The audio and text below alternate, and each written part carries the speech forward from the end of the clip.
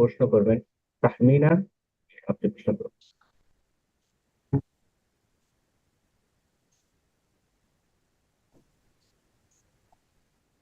আসসালামু আলাইকুম রহমতুল্লাহি বারকাতুহু।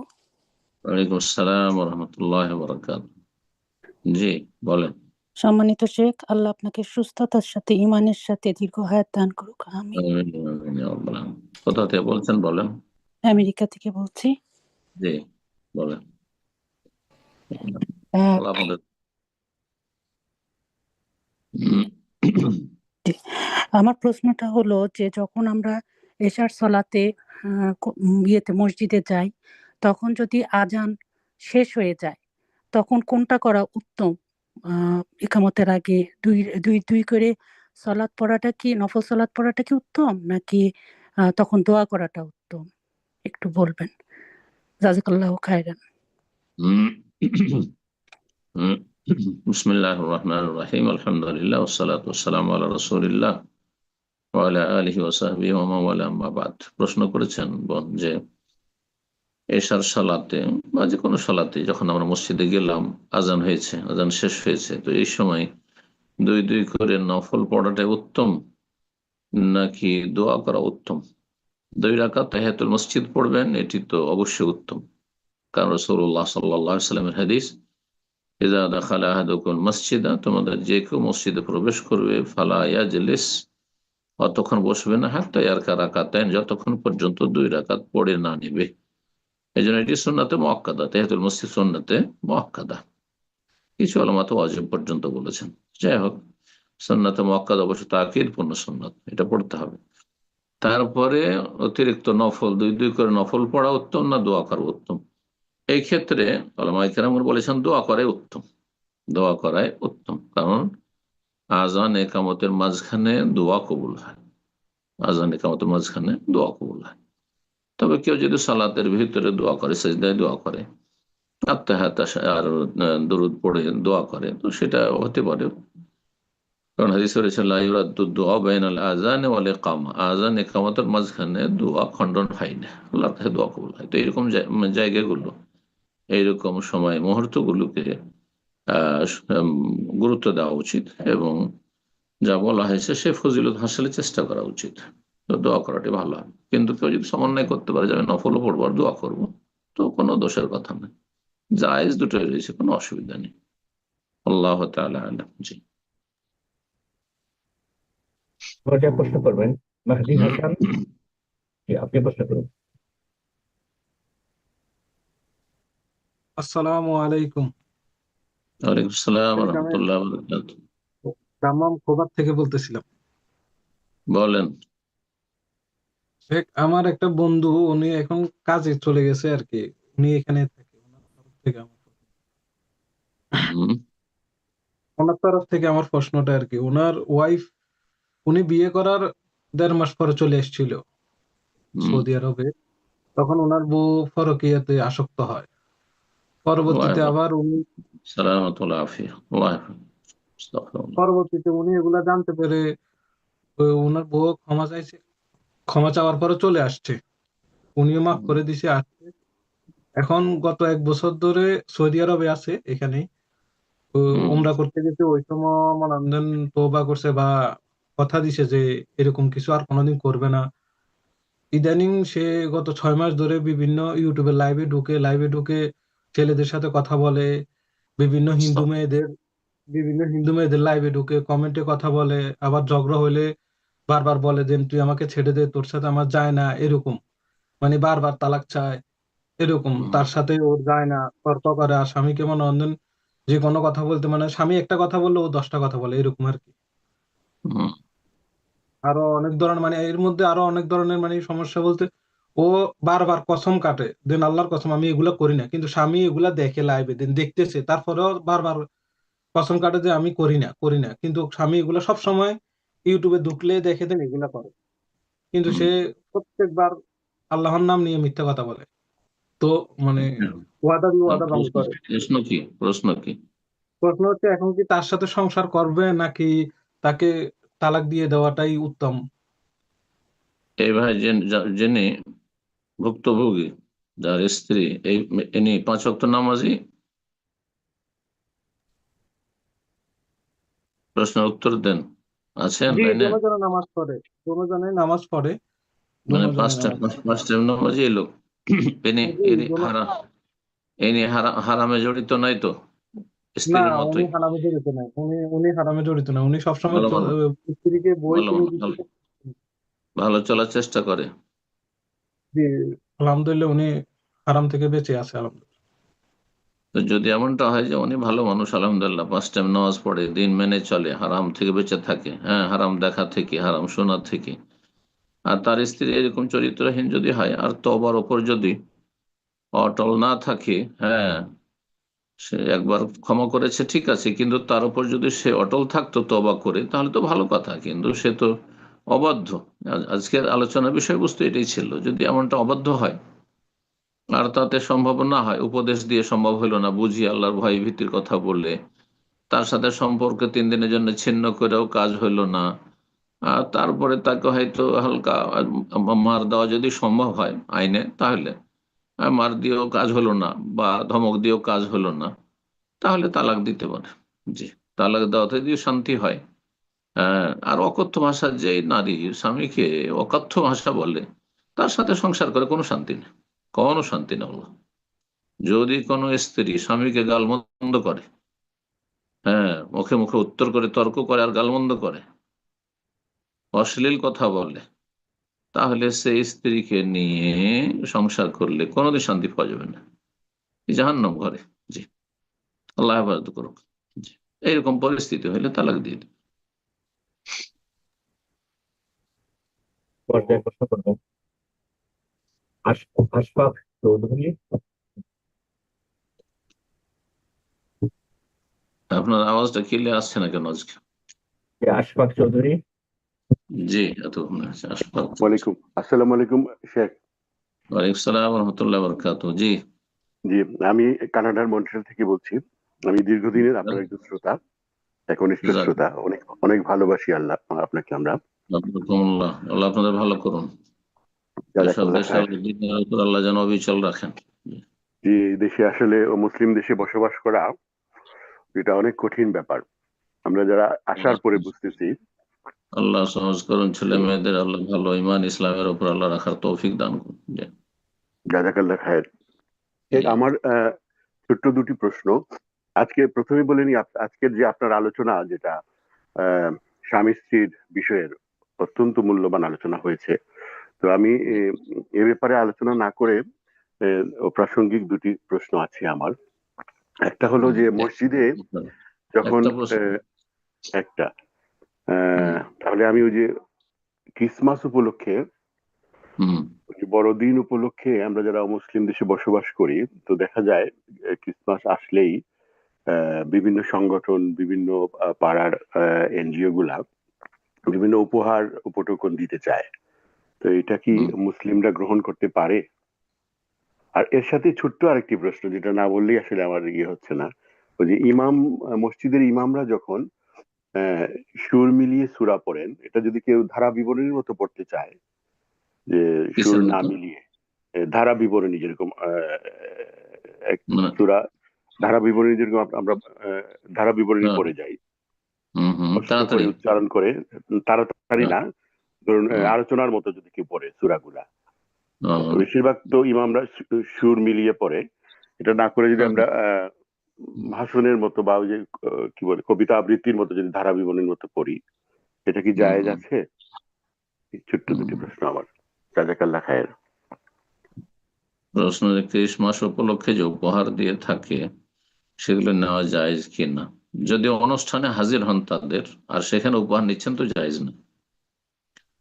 কিন্তু আপনি বাড়িতে আছেন, আর বাড়িতে আপনার দিয়ে চলে গেছে আশেপাশে প্রতিবেশী, সেটা না করে দিলে সেখানে বসবাস করলে হয়তো কঠিন হবে, হ্যাঁ, সম্পর্কের অবনতি হবে, আর শত্রুতা বাড়বে।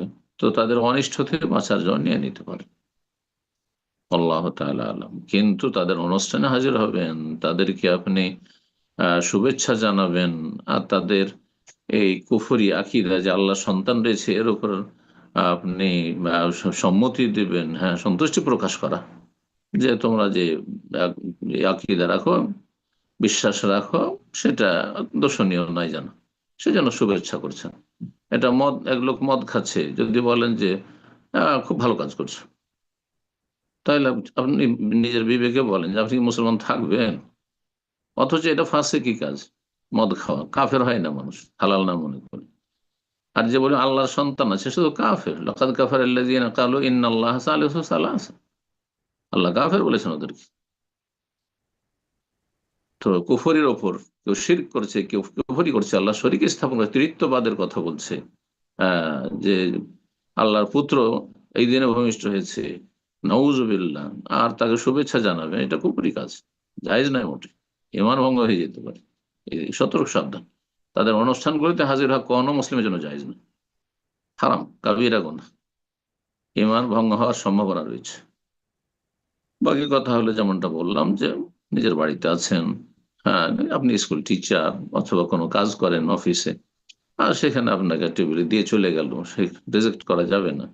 নিয়ে নিয়ে কোনো গরিব থাকলে দিয়ে দেন, সবচেয়ে ভালো, নিজে ব্যবহার না করে। আল্লাহ হেফাজত করুন। তারপরে প্রশ্ন করেছেন যে ইমাম সাহেবেরা যে তেলাওয়াত করেন সলাতে সুর করে, কেউ যদি সুর করে তেলাওয়াত না করে, স্বাভাবিক কথা বলার মতো বা ভাষণ দেওয়ার মতো তেলাওয়াত করে, তাহলে কি সেটা চলবে? নবী সাল্লাল্লাহু আলাইহি সাল্লামের হাদিস রয়েছে, যায়্যানুল কোরআন বিআসওয়াতিকুম, তোমরা কোরআনকে তোমাদের কণ্ঠস্বর দ্বারা সুসজ্জিত করো। এই জন্য সুর করে, সুন্দর আওয়াজে, সুন্দর কণ্ঠে, তাজবিদের সাথে সুন্দর আওয়াজে তেলাওয়াত করা হচ্ছে সুন্নাহ। জি, এটি হচ্ছে নবী সাল্লাল্লাহু আলাইহি ওয়াসাল্লামের নির্দেশ। জি, কিন্তু কেউ যদি না করতে পারে, তো তার সালাত হয়ে যাবে, কোনো অসুবিধা নেই। সুন্নতের খেলাফ কাজ করলো, সুন্নতের খেলাফ তেলাওয়াত করলো, এমনি পড়ে যাচ্ছে, কোন রকম করে উচ্চারণ করছে আর পড়ছে, উচ্চারণ করে পড়ছে, সে তার মানে কণ্ঠস্বর অত ভালো নয়, অথবা সে অভ্যস্ত নয়, কিন্তু যথাসাধ্য যার যেমন কণ্ঠস্বর রয়েছে চেষ্টা করবে সুসজ্জিত করার কোরআনকে, মানে সুন্দর কণ্ঠে পড়ার চেষ্টা করবে। যে এটি হচ্ছে সুন্নাহ। আল্লাহ তাআলা আলাম। প্রশ্ন করবেন এস কে ফরিদ উদ্দিন।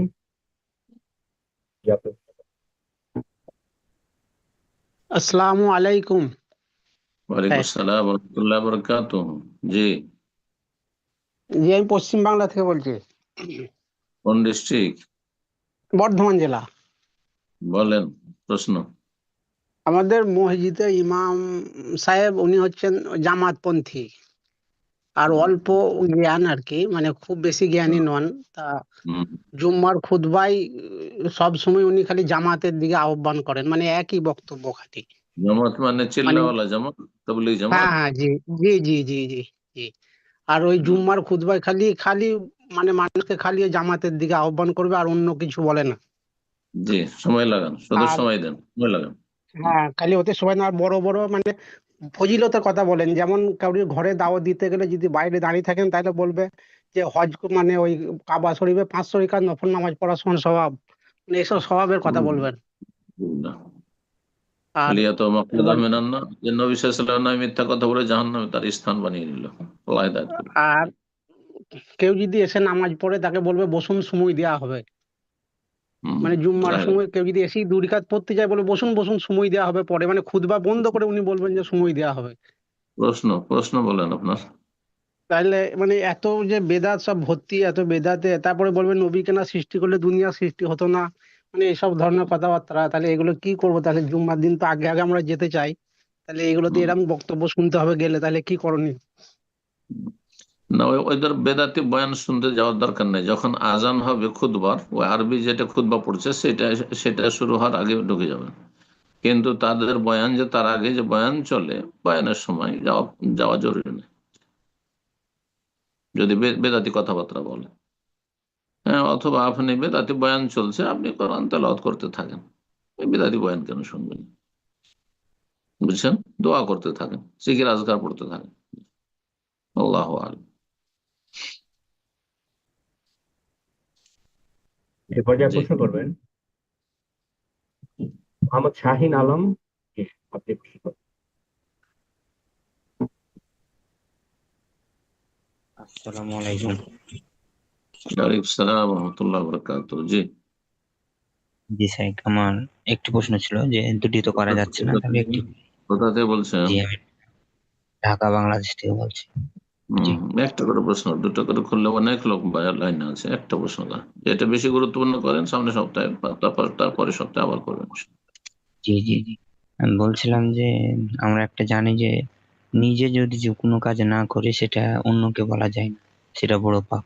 সেক্ষেত্রে স্ত্রীর ক্ষেত্রে কি একই হবে? যেমন আমার স্ত্রী হয়তো, আমি সম্পূর্ণ দিন মানার চেষ্টা করি, কিন্তু যদিও ত্রুটি থাকে তো আমার স্ত্রীকে আমি সম্পূর্ণ একদম দিন মানাতে বাধ্য করতে পারবো? যেমন কিছু আওয়াক্তে সালাত আদায় করতে মানে বাধ্য করার চেষ্টা করি আমি। এটা একটা। হয়তো আমি কোরআন তো, আমি তো আরবি পারি না, আমার স্ত্রী আরবি পারে, বাংলাও পড়েছে কিন্তু মাথায় ধরে রাখতে পারে না। ওই যে আমি বারবার মানে একটু রাগ রাগ করে বলি যে তুমি দিনে 3-4 বার কোরআন পড়বা, মুখস্থ করার চেষ্টা করবা, যেগুলো সূরা কাহাফ, তারপর সূরা এই যে মুলুক, এগুলো তো অনেক ফজিলত, এগুলো মুখস্থ করবা। যদি আমাকে মুখস্থ করে না শোনাও তাহলে মানে এমনি একটু মানে শাসন করার চেষ্টা করি। তো এভাবে বলাতে কি আমার কি ঠিক হবে? মানে আমি তো এগুলা আরবি পারি না, আমি এগুলো। নফল কাজে শাসন করা যাবে না। ওয়াজিব ফরজ কাজে শাসন করা যাবে। ওয়াজিব ওয়াজিব ফরজ কাজের উদাহরণ দাও। হ্যাঁ, ওয়াজিব। হ্যাঁ, সালাত আদায় করে, কিন্তু সালাত আদায় ওই মানে নফল বলতে আওয়াক্তে সালাত আদায় করতে একটু বাধ্য করার চেষ্টা করি যে। সুন্নাত মুস্তাহাব, ব্যাস, ওয়াজিব নয়। আওয়াল ওয়াক্তে নামাজ পড়া উত্তম, উত্তম সুন্নাত। জি, ভালো। যেহেতু বাসায় থাকে, বাসায় তো আরো সেজন্য কাজ একটু করতে হয়।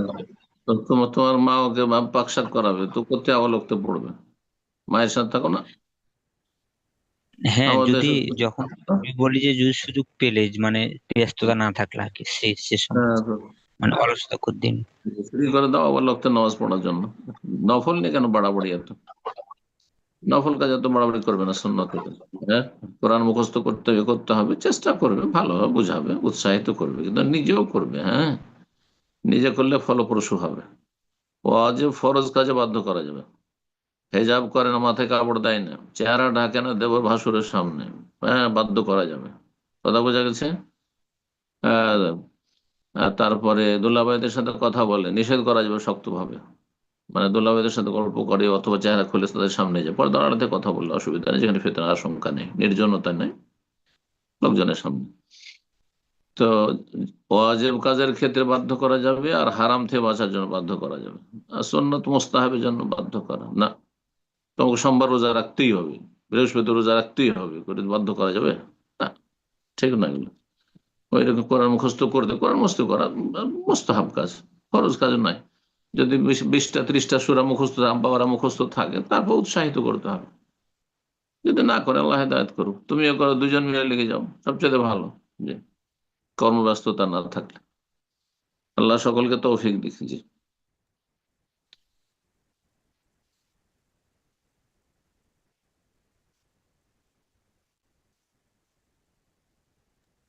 জি,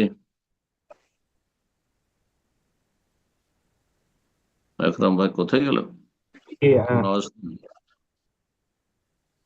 জি, ইফতার জি, আমাকে শুনতে পাচ্ছেন? আহ, এখন শুনছি। শাহিন আলম ভাই, আপনি কথা বলার চেষ্টা করছিলেন, সেক্ষেত্রে আমি জিজ্ঞেস করছিলাম, তো আশা করি আপনার প্রশ্ন উত্তর পেয়েছেন। যদি জি জি কোনো আমি আমি যেটা বলতে চাচ্ছিলাম যে যে গত সপ্তাহে আমি অনেকক্ষণ চেষ্টা করেছি, পাইনি। গত সপ্তাহে কি এসেছিলেন? এটা আমি একটু জানতে চাচ্ছি। না, গত সপ্তাহে আমাদের প্রোগ্রাম ছিল না। অনেক তো শনিবার হয়ে গেছে মনে গত হয়, নাকি? গত শনিবারে, রবিবারে ছিল না, শনিবারে হয়েছে। শনিবার আর প্রোগ্রাম হয়েছে, ঘোষণা তো করা হয়েছে। বিজ্ঞাপন গুলো দেখতে হবে আমাদের ফেসবুকে অথবা যেসব গ্রুপগুলিতে আছে। লেখায় তো এই সময় আমি একটা জরুরি কিছু নাটক গেছিলাম, তো উস্তাদ বলেছেন যে আগামী প্রোগ্রামে ইনশাআল্লাহ, আগামী রবিবার আমাদের প্রোগ্রাম থাকে। তো ইনশাআল্লাহ আমাদের পরবর্তী প্রোগ্রাম তারপর সপ্তাহে কন্টিনিউ চলবে। তো এরপর যে আমরা আরেকজনের প্রশ্ন নিচ্ছি, প্রশ্ন করবেন আবুল কাসেম। জি, আপনি প্রশ্ন।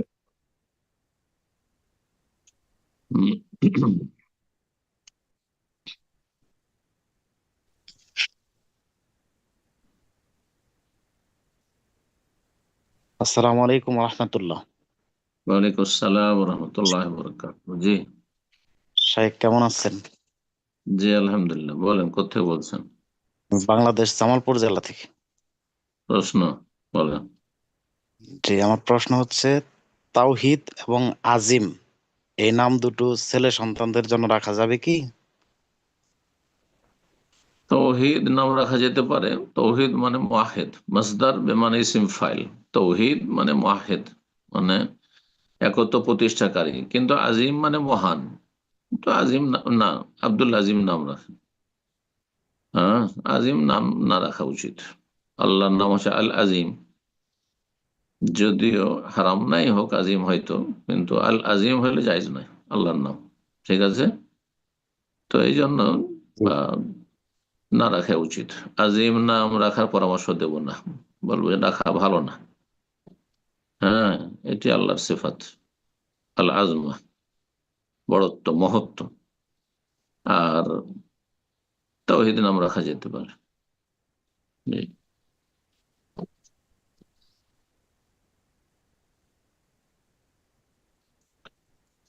জি। আসসালামু আলাইকুম রহমতুল্লাহ বরকাতুহ। রাহমাতুল্লাহ। জি ওস্তাদ, জি সরি আমি আপনার কি সাউন্ড ওকে, সিস্টেম জি ডিস্টার্ব না? আমার সিস্টেম একটু প্রবলেম হয়ে গেছিল, বিধায় আমি অন্য ডিভাইস দিয়ে ঢুকছি ইনশাআল্লাহ। তো এই পর্যায়ে আমরা প্রশ্ন নেব। প্রশ্ন করবেন এসকে হাবিবুর। জি, আপনি প্রশ্ন করুন।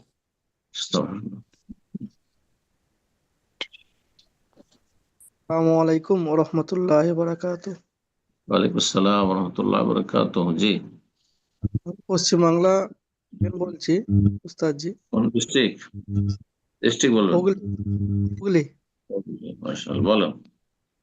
হ্যাঁ, আমার প্রশ্নটা হলো, আমাদের পশ্চিমবঙ্গ সরকার লক্ষ্মীর ভান্ডার বলে একটা প্রকল্প চালু করেছে, যাতে প্রত্যেক মাসে মহিলাদেরকে 1000 টাকা করে দেওয়া হবে। তো এই প্রকল্পতে নাকি সুবিধা নেওয়া কি জায়েজ? মানে মহিলারা যে 25 বছর হলে ওনাদেরকে অ্যাকাউন্টে ফর্ম ফিল আপ করে দিলে তো ওনাদেরকে 1000 টাকা করে প্রতি মাসে সরকার থেকে দেবে। তো এ প্রশ্ন সেই উত্তর অনেক সুবিধা আগে দিয়েছি। এ প্রশ্ন উত্তর এই জুমে অনেক আগে দিয়েছি। অসুবিধাটা কি? মানে ওই অসুবিধা মনে লক্ষ্মীর হচ্ছে? ভান্ডার প্রকল্পের নাম দিয়েছে লক্ষ্মীর ভান্ডার, তো ওই অসুবিধা জন্য। কি? তো ওরা ওরা ওরা হিন্দু, কি নাম দিবে? যে দিবে আল্লাহর ভান্ডার দিবে, রসুলের ভান্ডার নাম দিবেন নাকি? তো যে নাম দিকে সমস্যা নেই। আচ্ছা, মানে যে কোনো নাম ওরা ওদের মতো দিয়েছে, দিতে আপনি পারে। নেবেন। হ্যাঁ, সরকারের দান অনুদান নেওয়া যাবে, কোনো অসুবিধা নেই। আচ্ছা, ঠিক আছে। আসসালামু আলাইকুম ওয়া রাহমাতুল্লাহ। এ পর্যায়ে প্রশ্ন করবেন কাজী ইভা। জি, আপনি প্রশ্ন করুন।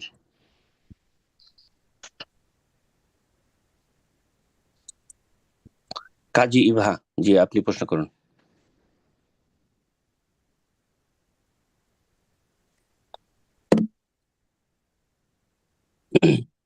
আমরা ইনশাআল্লাহ অন্য আরেকজনকে সুযোগ করে দিচ্ছি। এই পর্যায়ে প্রশ্ন করবেন এমডি মাসুদ আলম। জি, আপনি প্রশ্ন করুন।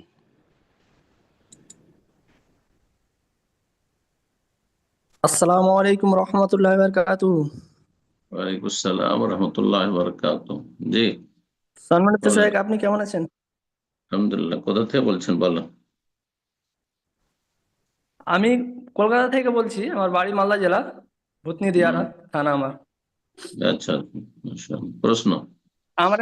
আমার একটা প্রশ্ন ছিল, তো আপনাকে একটা প্রশ্ন করেছিলাম আমি হোয়াটসঅ্যাপে, তো এখনো রিপ্লাই পাইনি আমি। এখানে করলে ভালো। হোয়াটসঅ্যাপে অনেক প্রশ্ন আসে, এত উত্তর অনেক সময় দেওয়া তো যায় না। ওটা এটা অনেক লম্বা ছিল শেখ, ওই জন্য সংক্ষেপে বলে দাও, হোয়াটসঅ্যাপে সময় নেই। জি, অনেক অনেক প্রশ্ন চলে আসে। চলো বলো। তো কোন সরকারের জিনিস মানে কথা, মানে যেরকম মানে সরকারের জিনিস আমরা আবেদন করি বা সুযোগ সুবিধা পাই না, বা কোনি আমাদের গ্রামে মেম্বার হোক বা আর অন্য কেউ হোক, তো ওদের মাধ্যমে দিলে পরে ওরা কিছু দেয় না, মানে ওরা অন্যদিকে নিয়ে চলে যায়। ওটা না নিয়ে মিথ্যা কথা বলে সরকারকে আবেদন করে কি এটাকে নেওয়া যাবে মিথ্যা কথা বলে? কেন মিথ্যা কথা বলে নিবে? তুমি সত্যের উপরে, তো কেউ চুরি করেছে সে যেন তুমি মিথ্যা কথা কেন বলবা? তুমি চুরি করছে, তারা চোর, তারা হারাম কাজ করবে, তাই জন্য তুমি হারাম মিথ্যা কথা বলবে? না, মোটেই জায়েজ না। অস্পষ্ট প্রশ্ন এগুলো, বুঝা গেছে? এই পর্যায়ে প্রশ্ন করবেন, জি জাযাকাল্লাহ খায়ের শেখ। তো এই পর্যায়ে প্রশ্ন করবেন শেখ আফতাবউদ্দিন, জি আপনি প্রশ্ন করুন। আসসালামু আলাইকুম স্যার, কেমন আছেন? আসসালাম ওয়া রাহমাতুল্লাহ। প্রশ্ন কোথা থেকে? আমি ভারতের প্রশ্ন, বীরভূম থেকে বলছি। আচ্ছা। এই বছর যে বর্ষা ধানের যে আমাদের ধানের ওষুধটা এটা কত বেরোবে? এবং আমাদের এখানে মানে 6 বিঘা ধান লাগানো হয়েছিল, তো সেখানে প্রায় খরচা হয়েছে ধান পোতা থেকে নিয়ে এখন কাটা পর্যন্ত সব মোট খরচা হয়েছে 40,000 টাকা। তার মধ্যে বিক্রি করে সব টোটাল টাকা হয়েছে 70,000 টাকা। হুম। তো এখানে ওষুধ কত বের করবো? এমন কোন শরীয়তের বিধান নেই যে আগে খরচ উঠিয়ে নিয়ে তারপর ওষুধ। 20 মণে 1 মণ, যেগুলোতে সেচ খরচ হচ্ছে, বিভিন্ন খরচ হচ্ছে, সার পানির খরচ হচ্ছে, এই জন্য 20 মণে 1 মণ, ঠিক আছে? আর যদি কোনো খরচ না হয়, আকাশের পানিতে, জমিনের পানিতে হয়ে যায়, মাটির রসে, তাহলে 10 মণে 1 মণ। এটা হচ্ছে শরীয়তের বিধান। আর আজকাল কৃষিকাজে খরচ বেশি হয়ে যাচ্ছে, সেই জন্য আমি খরচ উঠিয়ে নেবো, তারপর যেটা বাঁচবে সেটা থেকে ওষুধ দেবো, এরকম শরীয়তে কোনো বিধান নেই। আল্লাহ তাআলা আলাম। জি। এরপর যা প্রশ্ন করবেন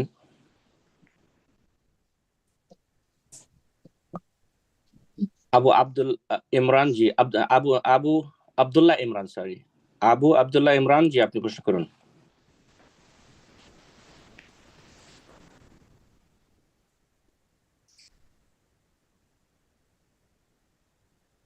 আবু আব্দুল্লাহ ইমরান, আপনার ডিভাইসটা আনমিউট করে নিন, প্রশ্ন করুন, মাইক্রোফোনটা ওপেন করে নিন।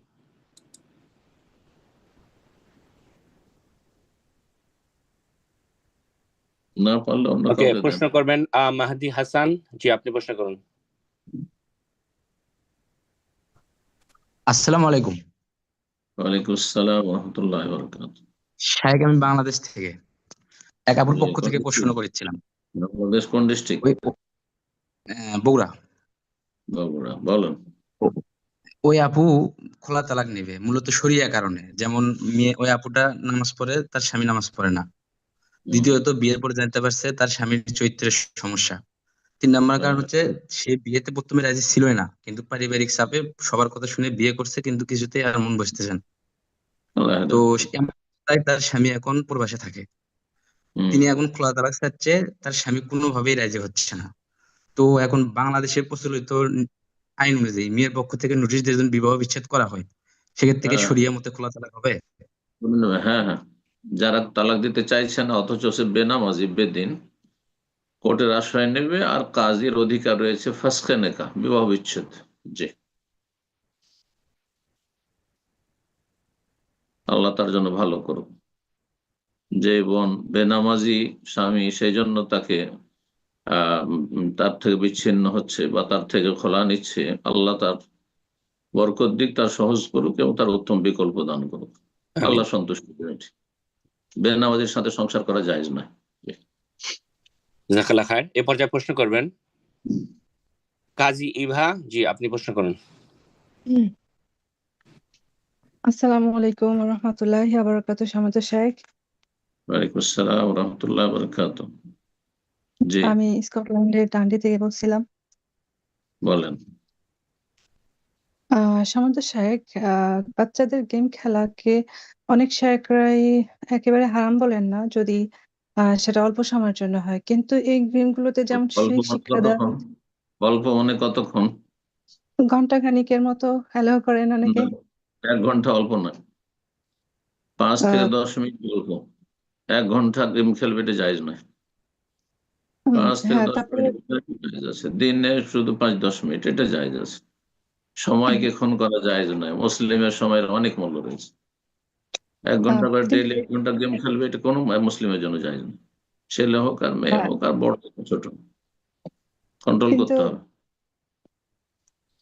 হ্যাঁ, জি শামান্ত শেখ, কিন্তু এই যে সময়ের থেকেও আরো বেশি যেটা হইতেছে, এরা যেমন গেমের মাধ্যমে শিরিক করতেছে, তারপরে বিভিন্ন ধরনের খারাপ অতিরিক্ত চরিত্র কোনো অধিকারী সমস্যা নেই। এমনি গেম খেলে হচ্ছে সময় নষ্ট করা, সময় নষ্ট করা হারাম, জায়েজ নয়। সময়ের গুরুত্ব আমার একটি আলোচনা আছে, বোঝা গেছে? মুসলিমের 5টি যে প্রশ্ন করা হবে হাসর মাঠে, হ্যাঁ, তার দুটি হচ্ছে সময় সম্পর্কে। ওয়ান শাবাবি ফিমা আবলা, যৌবন সম্পর্কে, যৌবনটা সময়। ওয়ান অমরিহি, এবং আয়ু সম্পর্কে। হ্যাঁ, ফিমা আফনাহু ফিমা আবলাহু, কোথায় এটা কাটিয়েছিলে, কি করেছিলে, গেম খেলে প্রতিদিন 1 ঘন্টা করে হইলে মাসে কত হয়, বছরে কত হয়, তাহলে লাইফে কত হয়, হিসাব দিতে হবে। এত সহজ নয়। জি, আল্লাহ হেদায়েত দান করুন। জি, কিন্তু 5 মিনিট আমিন। 10 মিনিট তো ঠিক আছে। জি, জাজাকাল্লাহ খায়ের। এ পর্যায়ে প্রশ্ন করবেন এমডি হেদায়েতুল্লাহ। জি, আপনি প্রশ্ন করুন। আসসালামু আলাইকুম শেখ, আমি ওয়ালাইকুম আসসালাম। মালদহ কালেচক থানা থেকে বলছি। জি, কোথেকে? মালদহর কালেচক থানা থেকে। মাশাআল্লাহ, বলেন প্রশ্ন। জি, আমার প্রশ্ন, আমার বয়স অনেক অল্প, আমি 18+। আপনার বিয়ে করেছি ফিতনা থেকে বাঁচার জন্য। তো আমার উম, বউ পড়াশোনায়, কিন্তু আপনার ও আমার মায়ের সঙ্গে সময় সময় তর্ক লেগে যায়। মানে আম্মা চায় কি বউ কিছু ভুল করছে তোকে শিক্ষা দেওয়ার জন্য, মানে আমার মায়ের গলাটা একটু জোরে, তোকে একটু জোরে আওয়াজে বউকে বলে দেয়। তো আমার বউ তর্কতে লেগে যায়। তো আমি আমার বউকে জোরপূর্বক ওকে বারণ করি কি তুমি এরকম করতে পারবা না, বা তুমি এরকম আমার মায়ের সঙ্গে করবা না, তোমাকে বকছে তোমার ভালোর জন্যই, আর ও তোমার মা, তোমাকে বকতে পারে। তো আমি ওকে জোর করে বারণ করি। আর দ্বিতীয়, আমার একটা ভাবি আছে, ওর সঙ্গেও কোনো ঝামেলা হয় তো আমি ওকে জোরপূর্বক বলি ভাবির জন্য ঝামেলা হলে তুমি ছোট হয়ে থাকবা, মাপ চাইবা। আমি কি ওকে জোর ভাবে আপনার নাসিহাত করতে পারবো, বা আমি কি ওর উপর জুলুম করে দিব না তো এটাতে? না না, এটা জুলুম না। তোমার মায়ের সাথে শাশুড়ির সাথে তর্ক করা জায়েজ না, প্রথম কথা। হ্যাঁ, কথা কথা উত্তর জি করা, তর্ক করা জায়েজ না। তবে ভালোভাবে বুঝাইতে পারে, হয়তো অনেক সময় শাশুড়ি ভুল বুঝছে অথবা সীমা লঙ্ঘন করছে, নরম ভাষায় বুঝাইতে পারে। কিন্তু যদি দেখা যায় ওতে আরো গরম হয়ে যাচ্ছে, তাহলে তো পরিবেশটা আরো খারাপ হয়ে যাচ্ছে। এই জন্য তর্ক করা নিষিদ্ধ বড়দের সাথে। বা শাশুড়ি শাশুড়ি নিজের মা নয়, কিন্তু নিজের মাটা নিজের মা, তোমার মা সেটি। এটা ভুল ধারণা আমাদের দেশে। কিন্তু শাশুড়ি, তারও মর্যাদা আছে। যখন স্বামী, কারণ শাশুড়িকে সন্তুষ্ট রাখলে স্বামী সন্তুষ্ট থাকবে। সুতরাং শাশুড়ি আপন জায়গায় মর্যাদা আছে, কিন্তু এই নয় যে এখন তোমার মা, তুমি বিয়ে হয়ে গেছে সুতরাং আর ওইটা তোমার মা না, এখন আমার মাটাই তোমার মা, এটা শরীয়ত নয়। তো কথা হচ্ছে যে তোমার মাকেও নমনীয় হওয়া উচিত। হ্যাঁ, আর জেদ পোড়া করা, আর তারপর জুলুম অত্যাচার, আমাদের দেশের মহিলারা আমরা জানি, মানুষ হয়েছে সেসব পরিবেশে অধিকাংশ শাশুড়িরা শ্বশুররা জুলুম করে বউদের উপর। তো এই জুলুম না হয়ে যায়, ওইটাও তোমাকে খেয়াল রাখতে হবে। মাকেও বোঝাইতে হবে যদি জুলুম করে, সীমা লঙ্ঘন করে। আর বউ তর্ক করবে, এটা জায়েজ নাই, গুনহার কাজ। আর ভাবির সাথে ঝগড়া করা জায়েজ নয়, ঝগড়া কারোর সাথে জায়েজ নয়। সে বাবুল মুসলিমে ফসুক, মুসলিমের সাথে গালমন্দ, এমন কিছু পরিস্থিতি তৈরি করা যাতে গালমন্দের পরিস্থিতি চলে আসে, হ্যাঁ, এটা ফসুক, ফাসেকের কাজ, এগুলো না জায়েজ কাজ। যথাসাধ্য এড়িয়ে চলবে। হ্যাঁ, ওয়ারে জানির জাহির, যদি দেখা যায় যে মূর্খামি করছে, হ্যাঁ, বড় জাল ছোটের উপর বাড়াবাড়ি করছে অথবা অন্যায় কথা বলছে, তাহলে ওয়ারে জানির জাহির, আল্লাহ বলছেন যে এড়িয়ে চলো, উপেক্ষা করো। হ্যাঁ, কথার উত্তর দিও না। একটা কথা বললে মুখ বন্ধ হয়ে যাবে। নাসিহা করবে, স্ত্রীকে বুঝাবে, বুঝাবে। আল্লাহ রাব্বুল আলামিন তাকে নাসিহা কবুল করার তৌফিক দান করুন। জি, বারাকাল্লাহ। আমিন। এ পর্যায়ে প্রশ্ন করবেন শাফি, বাংলাদেশ থেকে। জি, আপনি প্রশ্ন করুন। আসসালামু আলাইকুম শেখ। ওয়ালাইকুম আসসালাম ওয়া রাহমাতুল্লাহি ওয়া বারাকাতুহু। তো আমার বাসা বাংলাদেশের রাজশাহী থেকে বলছি। আচ্ছা, প্রশ্ন। প্রশ্নটি হলো, আমার নাম মোহাম্মদ আব্দুল্লাহ আল শাফি, কিন্তু মানুষজন শুধু শাফি নামে ডাকে, এটাতে ডাকলে কি শিরক হবে? সাফি, শুধু সাফি বললে শিরক হবে না, জায়েজ। কিন্তু আশরাফি, আব্দুল্লাহ আশরাফি করবে না। আব্দুল্লাহ শাফি ঠিক আছে, কিন্তু আব্দুল্লাহ আশরাফি না, আশরাফি হো আল্লাহ, আশরাফি করবে না, আল শাফি করবে না। ঠিক আছে, জায়েজ না, তাহলে চেঞ্জ করতে হবে। জাযাকাল্লাহ খায়ের। প্রশ্ন করবেন আবু আব্দুল্লাহ ইমরান। জি, আপনি প্রশ্ন করুন। এখানে একটি কথা বলা আগে বলিনি, জি সেটা হচ্ছে ওর নাম মনে হয় বললো আব্দুল্লাহ আশ-শাফি, তাই না? জি না শেখ শাফি বাংলাদেশ দেশে আর কি, শাফি শুধু শাফি। না, ও বললো যে আব্দুল্লাহ আল শাফি। আব্দুল্লাহ আশ-শাফি। যদি আল্লাহর সিফাত আল্লাহর গুণ হয় আশ-শাফি, তাহলে তো ঠিক আছে, আব্দুল্লাহ আশ-শাফি। আল্লাহর গুণ যদি সেটাকে বলা হয়, তাহলে তাকে শাফি বলে ডাকাটা ঠিক নয়। কিন্তু আশ-শাফি বলে সাধারণত আমাদের দেশের মানুষরা ডাকেন না, শাফি। তখন আর আল্লাহর গুণ থাকে না, তখন ওই যে আব্দুল্লাহ, আল্লাহর বান্দার গুণ। হ্যাঁ, আল্লাহর গুণ। তো এমনি ডাক্তার, আরোগ্য দানকারী, শুধু এমনি বলা যায় শাফি, কিন্তু আশ-শাফি বলা যাবে না, কারণ তার মাধ্যমে শেফা হচ্ছে, ঔষধের মাধ্যমে শেফা হচ্ছে। তো যাই হোক, এখানে মানুষ শাফি বলে ডাকছে, শুধু শাফি বলে জায়েজ আছে, কিন্তু আশ-শাফি বলা জায়েজ না কোনো মানুষ। আর বাকি তার নামের বিষয়টি একটু বলার প্রয়োজন, সেটা হচ্ছে আব্দুল্লাহর সাথে যদি আশ-শাফি আর আল্লাহর গুণ সেটাকে ধরা হয়, তাহলে তো জায়েজ। জি, কিন্তু আব্দের গুণ যদি হয় যে আব্দের গুণ হচ্ছে আশ-শাফি, তাহলে জায়েজ নয় এই নাম আবার। সাধারণত ওইটা হয়তো উদ্দেশ্য, যেমন আব্দুল্লাহ আল কাফি বলছে, আব্দুল্লাহ আল বাকি। তো আল কাফিটা আল্লাহর সিফাত, আব্দের সিফাত নাই আল কাফি, ওই রকম। আল্লাহ তাআলা আ'লাম। জি। জাযাকাল্লাহ খায়ের। সো আবু আব্দুল্লাহ ইমরান, জি আপনি প্রশ্ন করুন। আসসালামু আলাইকুম ওয়া রাহমাতুল্লাহি ওয়া বারাকাতুহু। ওয়ালাইকুম আসসালাম ওয়া রাহমাতুল্লাহি ওয়া বারাকাতুহু। শায়েখ, আমি ওমান মাসকাট থেকে বলছি। মাসকাত, বলেন। জি, আল্লাহর কাছে আপনার সার্বিক নিরাপত্তা এবং সার্বিক সুস্থতা কামনা করি। আমিন আল্লাহ ইয়া আপনার রাব্বাল ফ্যামিলিকে আলামিন। যেন আপনাদের সব সবাইকে, যেসব ভাই বোনেরা ভালোবাসা আছেন, সবাইকে আল্লাহ ভালো রাখুন, নেক হায়াত দান করুন। জি, আমিন ইয়া আমিন। রাব্বাল। জাযাকুমুল্লাহু খাইর। শায়েখ, আমার একটা প্রশ্ন, যেটা হচ্ছে সাম্প্রতিক যে একটা বাংলাদেশে একটা আপনার একটা একজন মহিলা মৃত্যুবরণ করেন, উনি সাবেক প্রধানমন্ত্রী ছিলেন। তো ওনার জানাজায় আমাদের এই বাইতুল মোকাররমের গ্র্যান্ড মুফতি, যিনি ইমাম। আচ্ছা, আপনার প্রশ্নটা বলেন। জি সাহেব, এটা প্রশ্ন হচ্ছে যে এই জায়গার মধ্যে বড় সালাফি আলেমরাও হাজির হয়েছিলেন, কিন্তু তারাই কিন্তু আপনার আমাদেরকে নসিহা করে যে বেপরদায় চলেন না, এরকম চলেন না। কিন্তু আমিও সাহেব, আমি কুমিল্লা জেলার দেবিদ্বার থানা থেকে বড় হওয়া, হানাফি অঞ্চল থেকে বড় হওয়া, কিন্তু এমন এমন তারা কথা বলে যে আমরা বিভ্রান্তি যেন না হই, তাদের খপ্পরে যেন আমরা না পড়ি, সেজন্য কোনটা গ্রহণযোগ্য কোনটা বর্জনীয়, সেটা যদি আমাদেরকে একটু দিক নির্দেশনা দিতেন সাহেব, উপকৃত হইতাম। প্রশ্ন বুঝতে পারলাম না। জানাজার কথা বললেন, আবার কোনটা বর্জনীয় কোনটা, প্রশ্নটা কি আপনার? আমি তো জি আবার সাহেব, বুঝতে পারিনি। আচ্ছা বলতেছি আবার, কারণ তারা তো অনেক সময় এক এক এক সময় এক এক কথা বলে, ঠিক আছে সাহেব, কিরকম কিরকম যে কি বিষয়? যেমন যেমন তারা বলে, একজনে বলে যে জানাজার মধ্যে সূরা ফাতিহা পড়তে পারবেন না, আরেকজনে বলে যে সূরা ফাতিহা পড়তে পারবেন। কিন্তু আমরা তো হানাফি অঞ্চল একজন থেকে। হানাফি, একজন আহলে হাদিস। জি সাহেব। হানাফিদের কাছে সূরা ফাতিহা নেই জানাজাতে। ওই জি হাদিসের সাহেব। উপর তারা আমল করে না, সহিহ বুখারী হাদিসের উপর। হাদিসের জ্ঞানও তাদের কম, আর আমলও কম, করেন না। যেটা কিন্তু নেই ওই সানা পড়া কোনো হাদিসে, সেটাই করে। আহলে হাদিসরা যেহেতু কোরআন হাদিস মেনে চলে, সেজন্য সূরা ফাতিহা পড়া কেউ ওয়াজিব বলে, কেউ সুন্নাতে মুআক্কাদা বলে। তো জি সাহেব, কিন্তু আপনার ওই প্রশ্ন জায়গার কি? মধ্যে সালাফি অনেক অনেক বিখ্যাত সালাফি আলেম যারা বাংলাদেশের বক্তাও, বড় বড় বক্তা, আপনি হ্যাঁ, এগুলো অবগত আছেন মনে হ্যাঁ, হয়, হ্যাঁ। তারাও কিন্তু ওই জায়গায় হাজির হয়েছিলেন, কিন্তু তারাও তো কি জিনিসটা, করবেন ওখানে? তাদেরকে তো সবাই অনুসরণ করে। কি তর্ক করবেন ওখানে, যে ঝগড়া করবেন? জানা যায় হাজির হয়েছেন, ওখানে গিয়ে ঝগড়া করবেন? হ্যাঁ, ঝামেলা বাঁধিয়ে দেবেন আপনার মতো? এটা তো পাগলামি কথাবার্তা।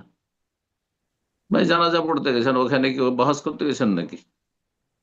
কিন্তু ও তাদেরকে হানাফি তো সাহেব অনেকে অনুসরণ করে, অনেক তাদের অনেক অনুসরণ বড়। অনুসরণ উনিকে সমর্থন করেছেন, উনি জানাজা পড়তে গেছেন। উনি যদি বলতেন যে আব্দুল মালিক সাহেব ঠিক করেছেন, তাহলে তখন অন্যায় হইত। বলছে ভুল করেছেন, বলে এটি হাদিসের খেলাফ, ঝামেলা শেষ, জানিয়ে দেওয়া হয়েছে আপনাদেরকে। জি, সমস্যার কথা, কোনো সমস্যা নেই। আশ্চর্য কথা, জানাজা পড়তে যাবে না? মুসলিম জানাজা পড়তে গিয়েছে, জায়েজ কাজ করেছে, না জায়েজ কাজ করেনি। বারাকাল্লাহ ফিক। আমিন। প্রশ্ন করবেন মুখলেস উদ্দিন। জি, আপনি প্রশ্ন করুন।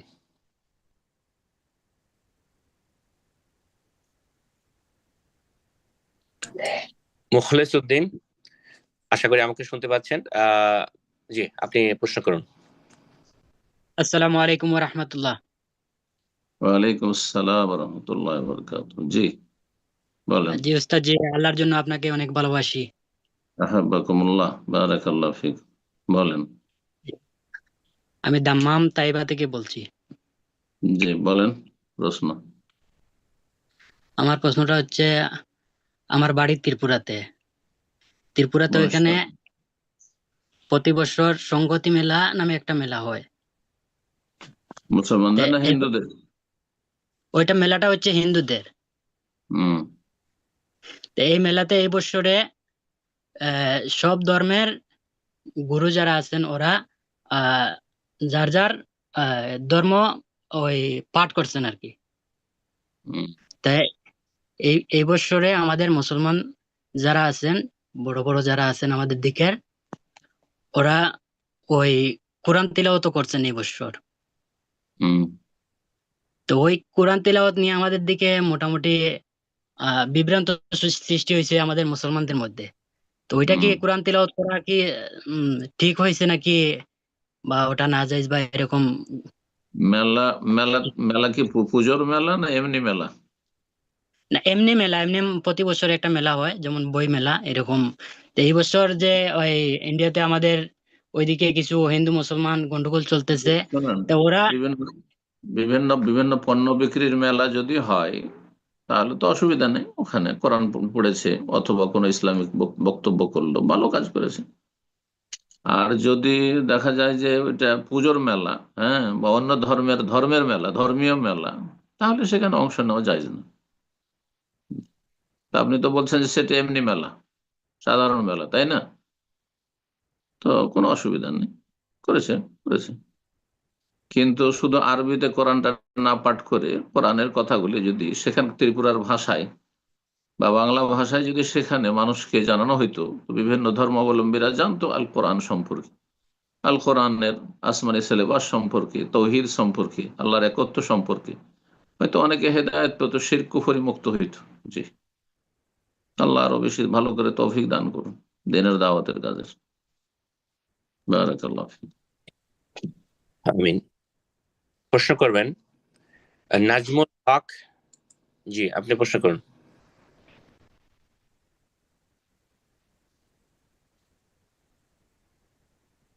নাজমুল হক, জি আপনার ডিভাইসটা আনমিউট করে নিন, প্রশ্ন করুন।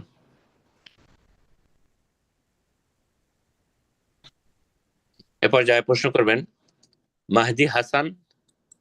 জি, আপনি প্রশ্ন করুন। আসসালামু আলাইকুম। ওয়ালাইকুম আসসালাম ওয়া রাহমাতুল্লাহি ওয়া বারাকাতুহু। জি শেখ, আমি বাংলাদেশ গাইবান্ধা থেকে। বলেন। শেখ, আমার প্রশ্ন হলো, সফরের সময় যানবাহনে থাকাকালীন সালাতের নিয়ম। যানবাহনে? হ্যাঁ, যেমন আমাদের বাড়ি গাইবান্ধা, তো গাইবান্ধা থেকে ঢাকার যেতে 6 থেকে 8 ঘন্টা সময় লাগে। এই সময় গাড়ির ভেতরে সলাতের ওয়াক্ত হলে কিভাবে নামাজ পড়বো? অনেক সময় আপনার অজু থাকে না। গাড়ি আপনার আয়ত্তাধীন না আপনার আয়ত্তের বাইরে? আমার আয়ত্তের বাইরে, মানে ওদেরকে বললেও তো ওরা থামে না। আপনার যদি প্রাইভেট কার হয় তাহলে কার থামিয়ে নিচে নেমে সমস্ত রুকন ওয়াজিবাত পুরা করে সালাত পড়তে হবে, দাঁড়িয়ে পড়তে হবে। কথা বোঝা গেছে? দাঁড়াতে পারবে, কিবলামুখী হইতে হবে। শেখ, আমরা তো বেশিরভাগ এই বাসে যাতায়াত করি। বাসে যদি যান, ট্রেনে যান, তাহলে যখন শুরু করবেন তখন যদি সম্ভব হয় আপনার সিটে থেকে উঠে কোনো জায়গায় সালাত পড়ার জায়গা করা আছে তাহলে তো ভালো। যেমন কিছু কিছু এরোপ্লেনে থাকে, যেমন সৌদি এরোপ্লেনে আছে, অথবা ট্রেনে হয়তো কোনো জায়গায় যদি থাকে, যেমন সৌদি আরব আছে। তো এমন যদি ব্যবস্থা থাকলে তাহলে ভালো, কিবলামুখী হইতে পারলে ভালো। তারপরে ট্রেনে এদিক ওদিক ঘুরে যাক, বাসে এদিক ওদিক ঘুরে যাক, কোনো অসুবিধা নেই। কিন্তু যদি দেখা যায় যে না, উল্টো দিকে চলছে, কিবলার উল্টো দিকেই বাস চলছে বা ট্রেন চলছে, সম্ভব নয়, ওয়াক্ত পার হয়ে যাবে কিন্তু কিবলামুখী হইতে পারবো না, তাহলে হ্যাঁ ومن حيث خرجت فولوا وجهك شطر المسجد الحرام وحيث ما كنتم فولوا وجوهكم شطره, যেখানে থাকো না কেন ফাইনামা তুওয়াল্লু ফাসাম্মা ওয়াজহুল্লাহ, যেদিকে মুখ করে সালাত আদায় করো না কেন সেখানে আল্লাহকে পাবে। বুঝা গেছে? ওয়াক্ত পার করা যাবে না, মানে ফজর সূর্য উঠানো যাবে না, আসর সূর্য ডুবানো যাবে না, আর তারপরে ধরেন মাগরিব এশা অর্ধেক রাত পার হয়ে চলে যাচ্ছে এমনটা করা যাবে না, এইরকম আর কি। জি, বারাকাল্লাহ। ওয়াক্তের শর্তটি সবচাইতে শক্ত শর্ত। আর বাকি তাহারা পবিত্রতা, যদি পানি পান পানি পেলেন, পানি না পেলে তেমন করলেন, তেমন যেন মাটি না পেলে এমনিতে ওয়াক্ত পার হয়ে যাচ্ছে সালাত হবে। এইরকমই কিবলামুখী হওয়ার যে শর্ত রয়েছে, দাঁড়ানো যে ফরজ রয়েছে সেগুলি যদি করতে পারেন করলেন, আর না হলে সিটে বসে, বাসে বসে, ট্রেনে বসে বসেই পড়লেন, কিন্তু পড়তে হবে। আমার আলোচনা আছে বাহনের ওপর সালাত, বাহনের ওপর সালাত এই নামে আলোচনা আছে। মুসাফিরের সালাত, বাহনের সালাত, কয়েকটি আলোচনা আছে ফিকুল ইবাদতে, গুরুত্বপূর্ণ বিস্তারিত আলোচনাগুলি শুনে নেবেন। জি, আমাদের অফিসিয়াল চ্যানেলও আছে, বাইরেও আছে। জি, বারাকাল্লাহ ফিক। আমিন, জাযাকাল্লাহ খায়ের। সম্মানিত দিনী ভাই বোনেরা, আমরা প্রোগ্রামের একদম শেষ পর্যায়ে, অনেক সময় হয়ে গেল। আমরা আর একটা প্রশ্ন নেব ইনশাআল্লাহ, এর মাধ্যমে আজকের প্রোগ্রাম শেষ হবে। তার পূর্বে আবারও স্মরণ করাবো, আশা করি আমার সাউন্ড ক্লিয়ার আছে ইনশাআল্লাহ। তো আগামী সপ্তাহের রবিবারে আমাদের প্রোগ্রাম থাকছে না, আমাদের সম্মানিত শেখের বিশেষ সফরের উদ্দেশ্যে থাকবেন, বিধায় আমাদের পরবর্তী প্রোগ্রাম ইনশাআল্লাহ তারপরের সপ্তাহে থাকবে ইনশাআল্লাহ। তো আমরা আজকের সর্বশেষ প্রশ্ন নিচ্ছি। প্রশ্ন করবেন এমডি কবির হাসান। জি, আপনি প্রশ্ন করুন।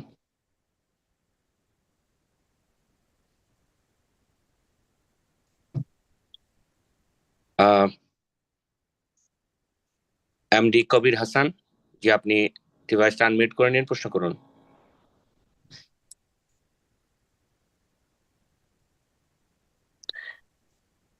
এ পর্যায়ে আমরা অন্য আরেকজনকে সুযোগ করে দিই ইনশাআল্লাহ। প্রশ্ন করবেন জাহিরা খাতুন। জি, আপনি প্রশ্ন করুন।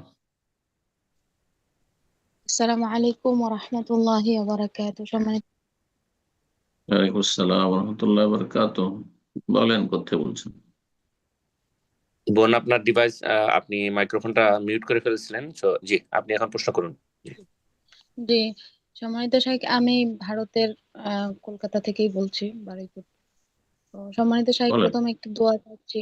আমার মেয়ের মানে গত 2 তারিখে মাদ্রাসায় রাখছি, অনেক ছোট বাচ্চা, ক্লাস মানে 7 বছর বয়স, 8-এ পড়েছে।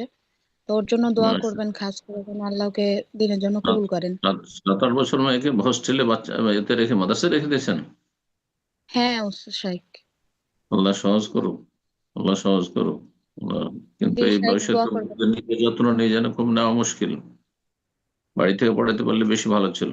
আমরা 10 বছর পরেই বাইরে দেওয়া ভালো, যদি জি শাইখ, ব্যবস্থা বাড়িতে থাকে। ওরকম পরিবেশ নেই, এজন্য। ব্যবস্থা নেই, আচ্ছা, আল্লাহ সহজ করুক। জি, মাঝে মাঝে খোঁজ নিয়ে আসবেন প্রতি সপ্তাহে। আমার প্রশ্নটা হলো যে আমাদের নতুন বাড়ি করা হয়েছে, তো এখন ওখানে জায়গা সংক্ষেপের কারণে পশ্চিম দিক পিছন করে আর পূর্ব দিকে মুখ মুখ করবে বাথরুমের। তো এটা কি যায়, মানে এটা করা যাবে শাইখ 4 দেওয়ালের মধ্যে? 4 দেওয়ালের মধ্যে ঘরের ভিতরে জায়েজ রয়েছে অধিকাংশ আমাদের নিকট, বাইরে জায়েজ নয়। ঘরের ভিতরে যদি হয়, আর যদি দেখা যায় যে কিবলামুখী করতে হচ্ছে, তো জায়েজ আছে। কিন্তু ফাঁকা মাঠে, খোলা জায়গাতে কিবলা লা তাস্তাকবিরু কিবলাতা বিগাইতিন ওয়ালা বাউলিন, পেশাব পায়খানায়, ওয়ালা তাস্তাদবিরুহা, কিবলাকে সামনেও করবেন না, পিছনে করবেন, ওয়ালাকিন শাররিকু ওয়া গাররিবু, মদিনার লোকদেরকে বলেছেন পূর্ব পশ্চিম হইতে। আমাদের জন্য উত্তর দক্ষিণ হলে বেশি ভালো, ঘরের ভিতরেও। কিন্তু যদি দেখা যায় যে না, সম্ভব হচ্ছে না আপনার বিল্ডিং এর প্ল্যানে, তাহলে জায়েজ আছে। সম্ভব হয় তাহলে চেষ্টা করবেন ওইভাবে তৈরি করা, আর যদি অলরেডি তৈরি হয়ে গিয়ে থাকে জায়েজ আছে, সমস্যা নেই। আল্লাহ তাআলা আ'লাম। জি ওস্তাদ জি, জাযাকাল্লাহু খায়ের। তো ইনশাআল্লাহ দোয়া করে শেষ করে দিন। সব ভাই আমাদের সাথে থাকলেন শুরু থেকে শেষ পর্যন্ত, অথবা আংশিক ভাবেও থেকেছেন, আল্লাহ তাদের উত্তম প্রতিদান দান করেন, রিজিকে বরকত দান করেন, সুস্বাস্থ্য দান করেন, সমস্ত বালা মুসিবত থেকে, অসুখ বিসুখ থেকে, অশান্তি থেকে আল্লাহ রাব্বুল আলামিন যেন আমাদের সকলকে হেফাজতে রাখেন এবং সার্বিক কল্যাণ, রহমত, বরকত দান করেন। ربنا آتنا في الدنيا حسنة وفي الآخرة حسنة وقنا عذاب النار. ربنا هب لنا من أزواجنا وذرياتنا قرة أعين واجعلنا للمتقين إماما. ربنا تقبل منا إنك أنت السميع العليم وتب علينا إنك أنت التواب الرحيم. سبحان ربك رب العزة عما يصفون وسلام على المرسلين والحمد لله رب العالمين. ভাই ও বোনেরা, প্রোগ্রাম শেষ করার পূর্বে যারা হ্যান্ড রেজ করেছিলেন প্রশ্নের উদ্দেশ্যে, তাদের উদ্দেশ্যে বলছি, আজকে যারা প্রশ্ন করতে পারলেন না অনেকেই হ্যান্ড রেজ করে আছেন। তো ইনশাআল্লাহ আগামী প্রোগ্রামে, যেহেতু সামনের সপ্তাহে আমাদের রবিবার প্রোগ্রাম নেই, তারপরের সপ্তাহে ইনশাআল্লাহ আপনারা প্রোগ্রামের শুরুতে এসে হ্যান্ড রেজ করবেন। ইনশাআল্লাহ আপনাদের প্রশ্নগুলো পরবর্তী প্রোগ্রামে নেওয়ার চেষ্টা করব। আর যারা আজকে প্রশ্ন করার সুযোগ পেলেন এবং গত সপ্তাহে প্রশ্ন করেছেন, অবশ্যই আপনারা আগামী প্রোগ্রামগুলোতে হ্যান্ড রেজ না করে অন্যদেরকে প্রশ্ন করার জন্য সুযোগ করে দেবেন। তো আজকে এই পর্যন্তই। আল্লাহ সুবহানাহু ওয়া তাআলার কাছে দোয়া করি আল্লাহ যেন আমাদেরকে, আমরা যা কিছু শুনলাম, আল্লাহ যেন আমাদের ইলম অনুযায়ী আমল করার তৌফিক দান করেন। আল্লাহ সুবহানাহু ওয়া তাআলা যেন আমাদেরকে সমস্ত রকম গুমরাহি থেকে হেফাজত করেন, আমিন। আল্লাহ সুবহানাহু ওয়া তাআলার কাছে দোয়া, আমরা যেখানে যে অবস্থায় আছি আল্লাহ যেন আমাদেরকে সকলকে ভালো রাখেন, সুস্থ রাখেন, আমিন। আগামী প্রোগ্রামে আবারও দেখা হবে, কথা হবে। সে পর্যন্ত আল্লাহর কাছে দোয়া কামনা করে আমরা আজকে প্রোগ্রাম এখানে শেষ করছি। সুবহানাকা আল্লাহুম্মা ওয়া বিহামদিকা আশহাদু আল্লা ইলাহা ইল্লা আনতা আস্তাগফিরুকা ওয়া আতুবু ইলাইক। আসসালামু আলাইকুম ওয়া রাহমাতুল্লাহি ওয়া বারাকাতুহু।